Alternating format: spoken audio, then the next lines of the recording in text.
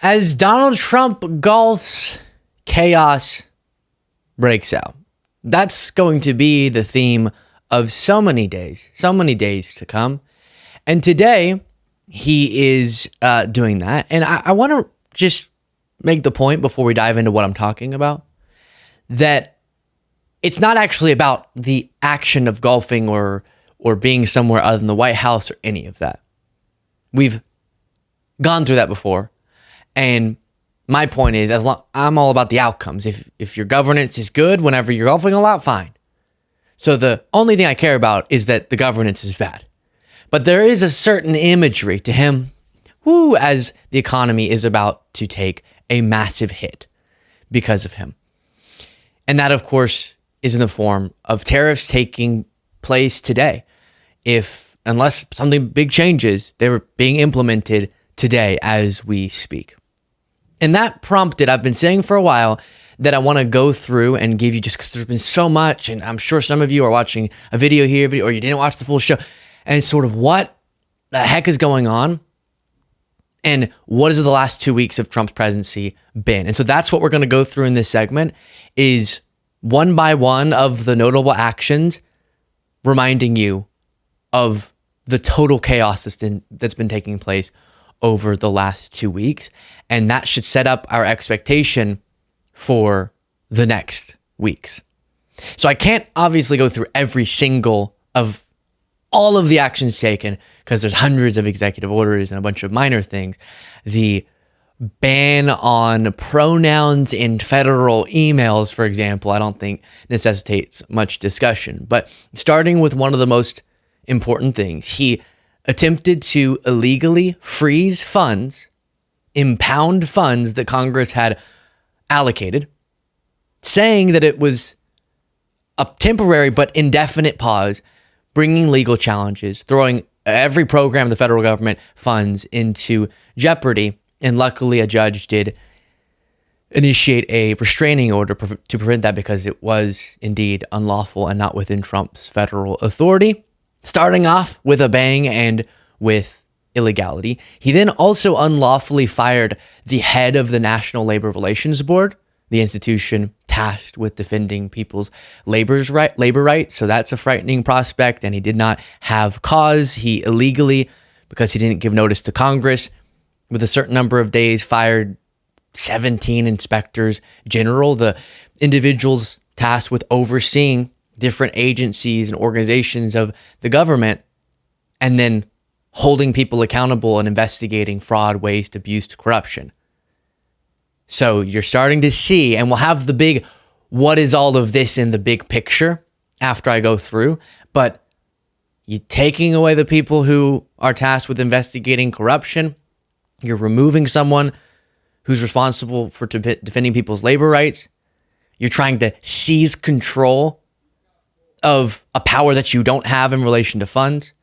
He, of course, as we went through in a segment today, wrongfully blamed DEI for the tragic plane crash in Washington, D.C. Just another example of his character on the foundational and the most systemically impactful policies. He's making some wild, radical, and scary choices. But even in his representation of our country as president, nothing related to something he's signing or a policy being implemented, but just what he's representing on the world stage. How he decided to talk about Pete Buttigieg's bullshit when people were grieving, lying about the FAA, lying about the past administration, etc., was particularly insulting and indicative of low character.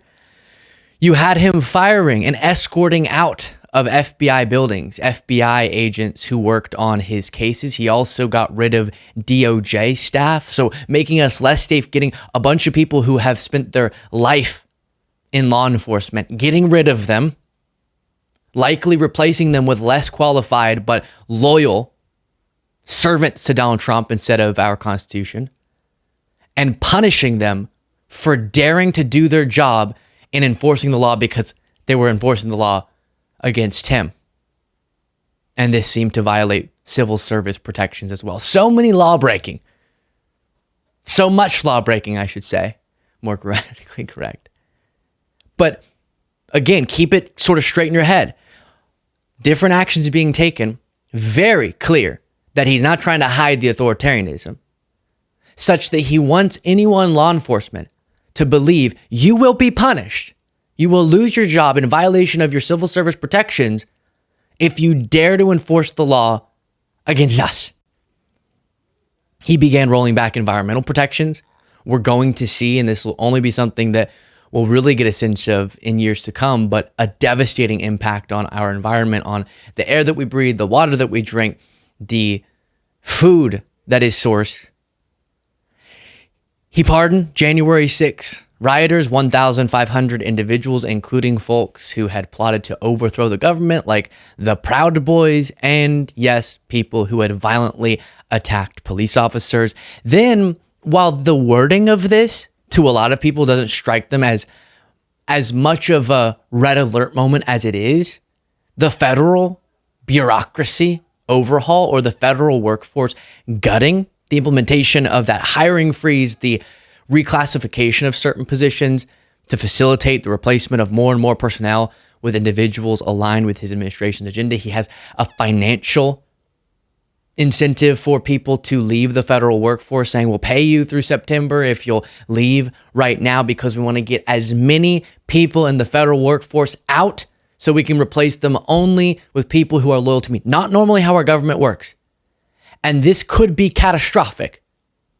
The thing that allows for a certain smoothness, as we talked about before, from one administration to another, where your life, unless a president or Congress makes an active decision to mess with your life, isn't negatively impacted in the way that it could be if there wasn't that continuity, if there wasn't a workforce that wasn't political and instead just every day was doing their job and trying to be the best at it that they can.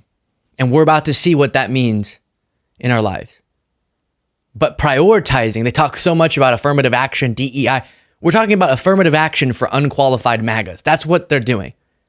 You can be less qualified, but if you're loyal to Trump, you got the job. People who spent their life becoming proficient at the position they're in our government, get them out. Instead, we want loyalists, unqualified. Affirmative action for the MAGAs.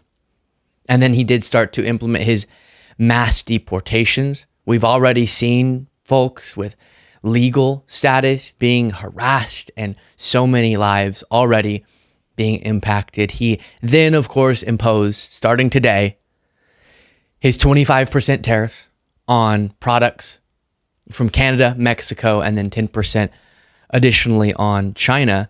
And there really isn't any end in sight. He hasn't made clear, here are the concessions I'd need from them for this to change. Which, when people say, no, this is a negotiating tactic, if you watch Trump's campaign, how could it be? He said the tariff is the solution to our economy, not just a leverage so that I can get them to do something on the border. He said this is a great economic tool, even in the outrageously aggressive way he's using it, because it'll solve all of our economic problems. Misunderstanding, as we've spent too much time on, how this will actually go. And instead, we could see thousands of dollars more per year burdened by the American people. Some other executive orders he, of course, withdrew from the Paris Climate Agreement and the World Health Organization. No way that could end poorly. He attempted to end birthright citizenship, but that was blocked by a judge and called something like blatantly unconstitutional. So again, trying to break the law and violate our Constitution. Declared a national emergency at the southern border, enabling military deployment. And then a bunch of stuff, DEI, we're going to get rid of any diversity initiatives, and many other things. So that's your, as quick as I can make it, summarization of the notable actions. And listen here to Democratic Senator Chris Murphy. I think he nicely sums up, don't think of it in your head as separate data points. Connect the dots. Remember to subscribe to this channel if you appreciate the work. But I will just tell you that democracies do not die in an instant. Very few democracies that have perished have a day, a before and after moment. It's a descent. And then all of a sudden you wake up one day and you discover that you're not in a democracy any longer, that the leader, the president, has so much power that it can never be taken away. And the steps that have been taken by Donald Trump in the first week are a masterclass in the kind of plan that you would undertake if you wanted to grab power permanently. You say to your supporters, if you threaten or intimidate my opposition, I'll let you off the hook. You cast darkness over what happens inside the agencies so the president can move money any way that he wants without any accountability. And you seize control of spending so that you can use money to reward your friends and punish your enemies. Yeah. Saying political violence is acceptable if it's in the interest of the dear leader. Getting rid of agents of accountability, inspectors general, without the process playing out how you're supposed to. Gutting a workforce, gutting a series of institutions and people who could serve as roadblocks to your worst intentions because their loyalty is to the job and not to you. Trying to unconstitutionally seize more control of the federal government than you're supposed to have with the funding debacle. There's a pretty clear agenda here. And a lot of people called me, called you maybe, called so many of us hyperbolic for saying this guy seems authoritarian. There was that one word that caused true meltdowns from people. It starts with an F. And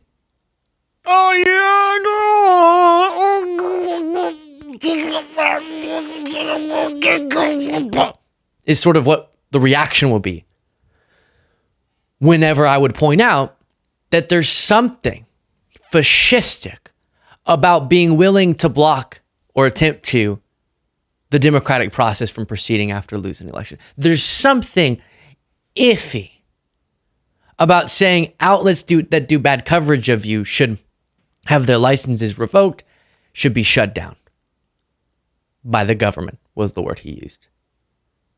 There's something fishy about wanting to get rid of all of the mechanisms of accountability, all of the mechanisms of separations of powers, checks and balances in the government so that the entire workforce is loyal to you. Something strange, call it authoritarian, call it fascistic, call it bad,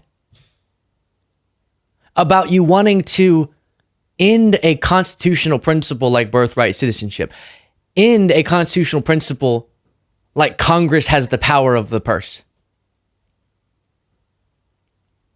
All of those things, your rage, if you're mad that I'm saying there's a word for that,